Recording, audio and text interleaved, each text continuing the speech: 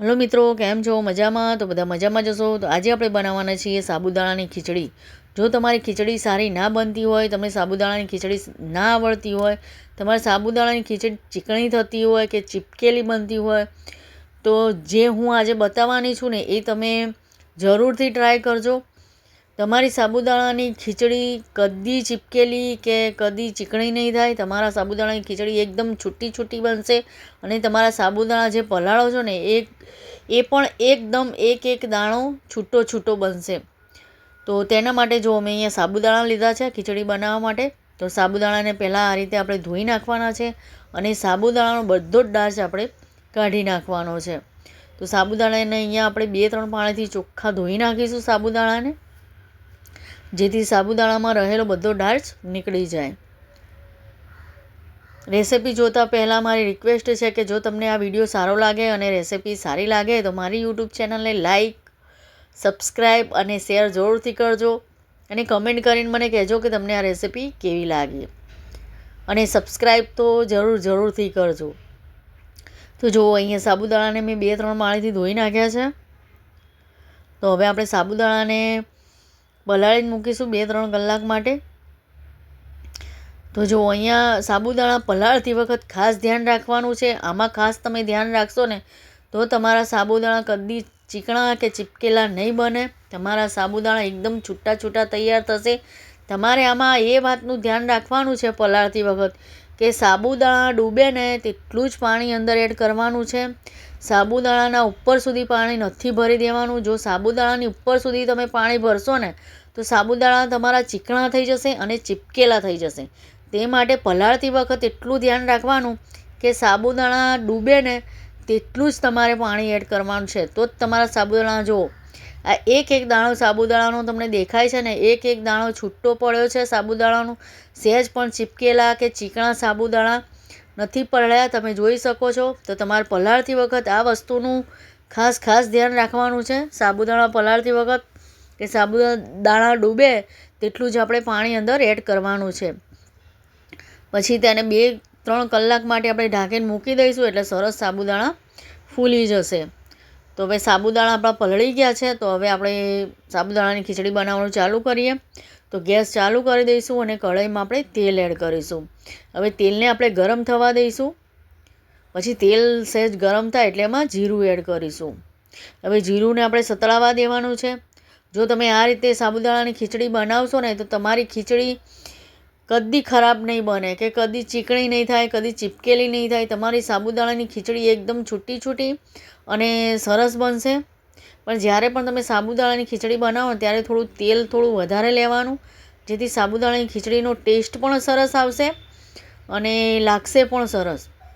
તો હવે આપણે તેમાં મીઠા લીમડાના પાન એડ કરીશું. જીરું સતળાઈ ગયા પછી લીલા મરચાં અને જે આ કાપીને બટાકા રાખ્યા હતા તેને એડ કરી દઈશું. બટાકાને આ રીતે નાની નાની સ્લાઇસમાં જ આપણે કટ કરવાના છે.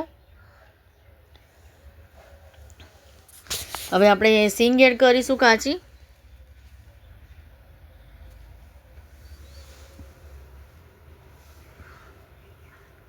આ રીતે તમે સાબુદાણાની ખીચડી બનાવો ને તો ખૂબ જ ટેસ્ટી બનીને તૈયાર થાય છે.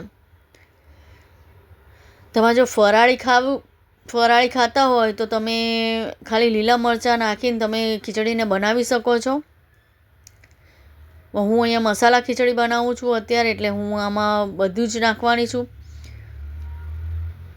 લાલ મરચું, હળદર બધું જ નાખવાની છું. જો તમે ખાતા હોય તો તમારે એડ કરવાનું, નકર તમે સ્કીપ પણ કરી શકો છો.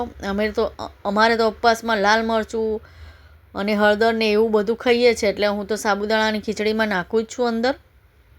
તો જો તમે ના ખાતા હોય તો તમે એકલા લીલા મરચાંમાં પણ સાબુદાણાની ખીચડીને બનાવી શકો છો.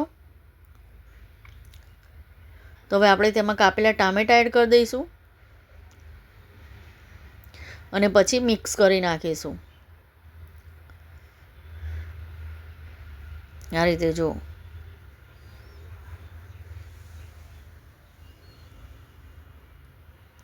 આ રીતે મિક્સ કરીને આને શેકાવા દઈશું થોડી વાર માટે.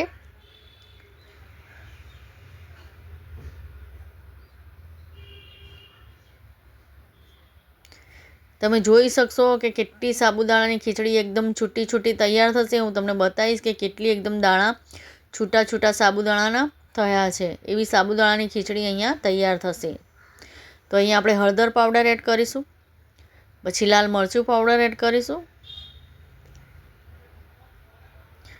પછી અહીંયા થોડી ખાંડ એડ કરીશું. ખાંડ તમે ખાતા હોય તો એડ કરવાની ખાંડને, નકર તમે સ્કીપ પણ કરી શકો છો. પછી લીંબુનો રસ એડ કરીશું. લીંબુનો અને ખાંડનો ટેસ્ટ એકદમ સરસ આવે છે સાબુદાણામાં, એટલે અહીંયા લીંબુનો રસ આપણે એડ કરીશું. પછી આ બધા મસાલાને આપણે મિક્સ કરી નાખીશું આ રીતે. જુઓ, હજી આપણે મીઠું એડ નથી કર્યું, મીઠું આપણે પછી એડ કરીશું, જેથી સાબુદાણામાં સરસ મીઠાનો એકદમ ટેસ્ટ આવે. તે માટે આપણે મીઠું અત્યારે એડ નથી કરવાનું, હવે પછી મીઠું એડ કરીશું. અહીંયા સહેજ જ પાણી એડ કરવાનું છે. સહેજ પાણી તેના માટે એડ કરવાનું કે જે મસાલો છે એ આપણો બળી ના જાય અને બટાકા પણ બળી ના જાય, તે માટે સહેજ જ પાણી એડ કર્યું છે બટાકાને ચડવા માટે. હવે આપણે જોઈ લઈએ થોડી વાર પછી, બટાકાને ચેક કરી લઈએ કે બટાકા ચડી ગયા છે કે નહીં. અહીંયા જો બટાકા પણ સરસ ચડી ગયા છે, બધો મસાલો પણ સરસ ચડી ગયો છે. આ રીતે તમે મસાલાને ચડવો ને તો સાબુદાણાની ખીચડી એકદમ ટેસ્ટી બને છે. આપણે સાબુદાણાની અંદર નથી મસાલો એડ કરવાનો, આપણે જે બટાકાનો માવો બનાવીએ છીએ ને તેમાં જ આપણે બધો મસાલો એડ કરી દેવાનો છે. તો હવે આપણે આ રીતે સાબુદાણા એડ કરીશું. તમે જોઈ શકો છો કે કેટલા છૂટા છૂટા સાબુદાણા થયા છે, સહેજ પણ ચીપકેલા કે ચીકણા સાબુદાણા નથી. તમે જોઈ શકશો કે કેવા સાબુદાણા એકદમ છૂટા છૂટા પલળ્યા છે. એ તમે પલાળતી વખત ખાસ જે મેં કીધું એ વસ્તુનું ખાસ ધ્યાન રાખજો, જો તમારા સાબુદાણા એકદમ છૂટા છૂટા તૈયાર થશે. તમને વિડીયો સારો લાગે તો સબસ્ક્રાઈબ જરૂરથી કરજો. તો આ રીતે થોડું સાબુદાણાને આપણે એડ કરીશું થોડા અને મિક્સ કરતા જઈશું, જેથી બધા મસાલામાં સરસ સાબુદાણા મિક્સ થઈ જાય. આ રીતે જુઓ,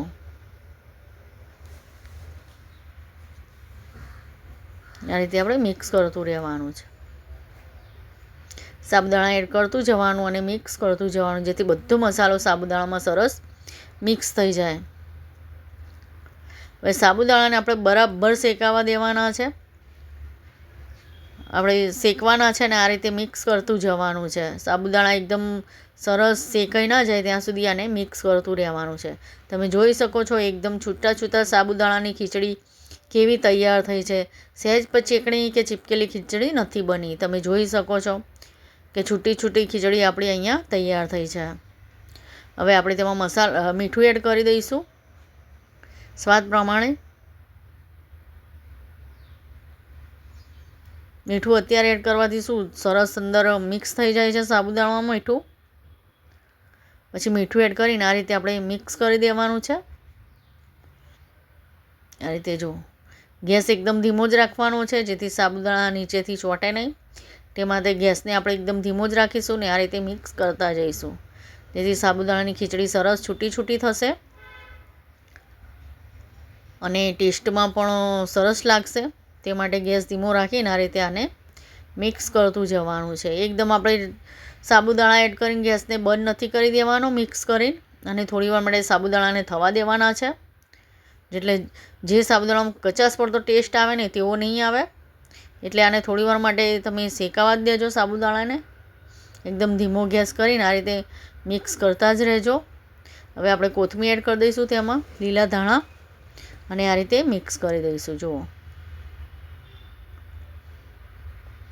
તો આ રીતે તમે ચોક્કસથી બનાવજો અને ખાજો. ખૂબ જ ટેસ્ટી અને સરસ ખીચડી તૈયાર થાય છે સાબુદાણાની. એક વખત બનાવશો ને તો ફરીથી પણ બનાવશો તેવી ટેસ્ટી ખીચડી બનીને તૈયાર થાય છે.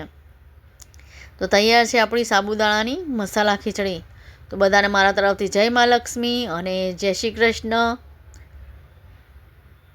તો મળીશું બીજા વિડીયોમાં. તો ખીચડી અહીંયા તૈયાર છે.